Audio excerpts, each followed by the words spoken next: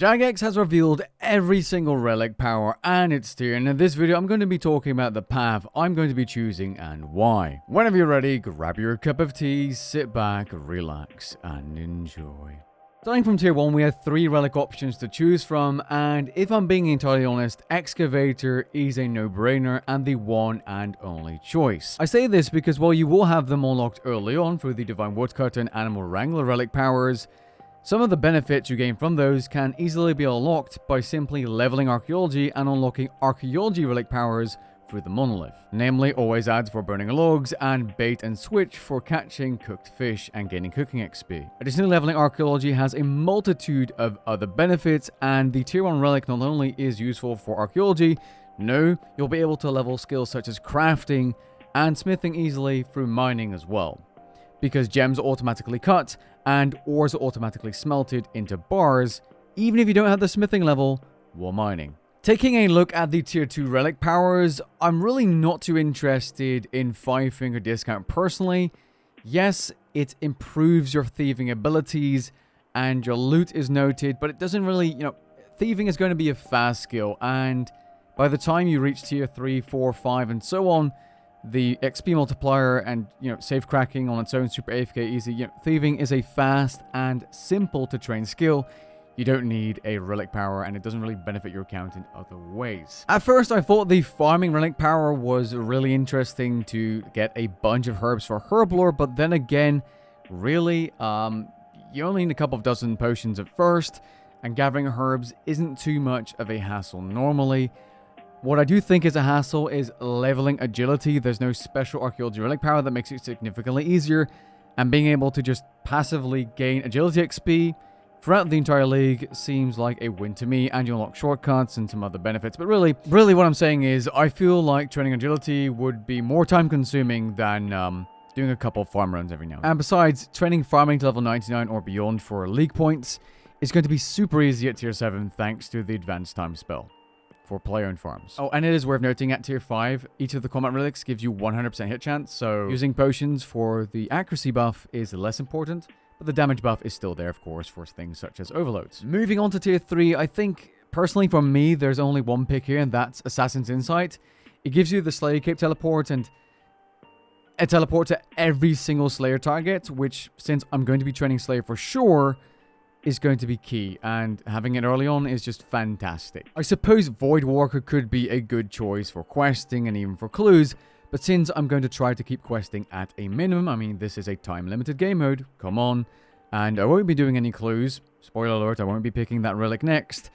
I will not be choosing this relic power. Fairy's Flight to me just doesn't seem like that big of a buff, and eventually at tier 6 with Perfection, you get basically unlimited portable ferrying, so yeah, that's not going to be a pick for me. Tier 4 isn't a huge dilemma for me personally either. I could have picked the clue relic if I was going to do clues for fortune components and, some relic points, but I will not because I simply do not enjoy doing puzzles.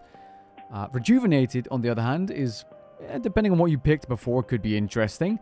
You could get Voidwalker for the additional teleports, but really, I will personally be going with Production Master simply to speed up some of the artisan skills at this tier for now, even though as you go up, the XP rates are going to get nutty, so it's going to be really fast to train skills like fletching anyway, but this will just be another big juice to your XP per hour. The FAQ page of the League's news post does include what is and isn't in the scope of this relic power, and since for fletching, tipping bolts and tipping arrows is included, well, it's safe to say that fletching is going to be like that, as long as you have the resources. It's worth noting that the Production Master relic power does not work on burial smithing, drafting star bloom, or fletching internal magic bows and crossbows, unfortunately. Moving on to tier 5, we have 4 different combat relic powers for each of the combat styles, which will increase your adrenaline gain, reduce cooldowns, and so on and so on.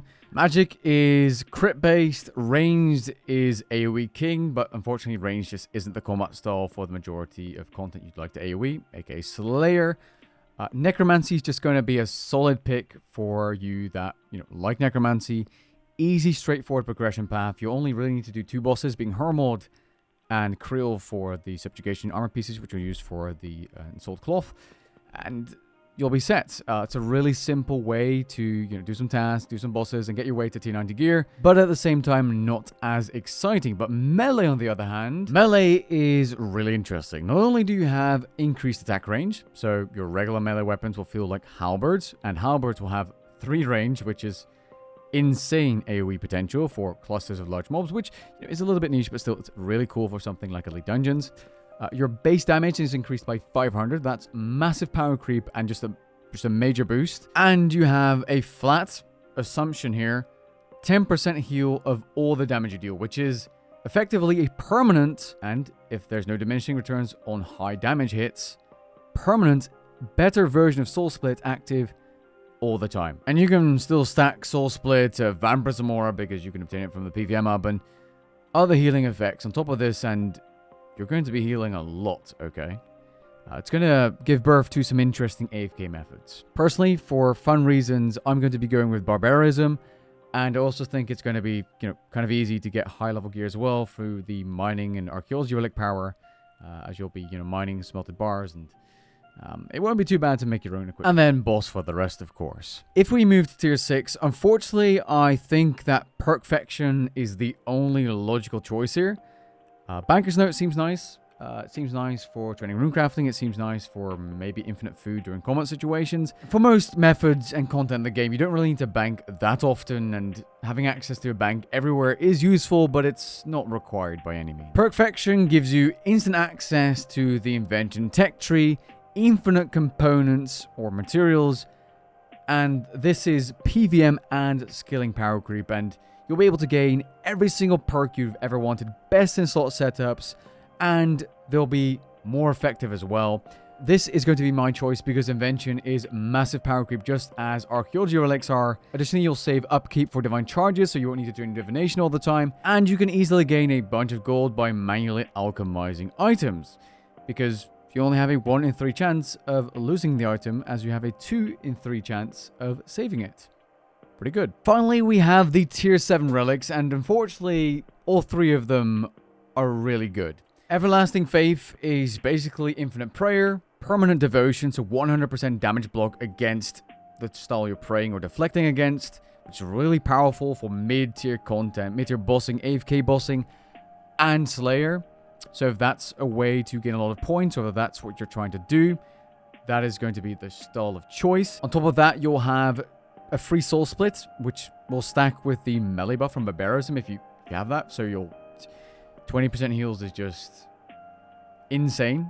I don't think you'll be dying very fast anywhere. And on Death, you have a 100% life revive, which is like a sign of life. This might be a little bit of a boring relic power, but it's legendary in terms of, farming mid-tier content and learning bossing. It's just nutty. The other 2 relic powers are significantly more exciting. Personally, I think I'm going to be going with Ascension just because it gives you every single Elder God Book effect. And on top of that, the activation cooldown for some of the specs have been reduced from 15 seconds down to 4.8.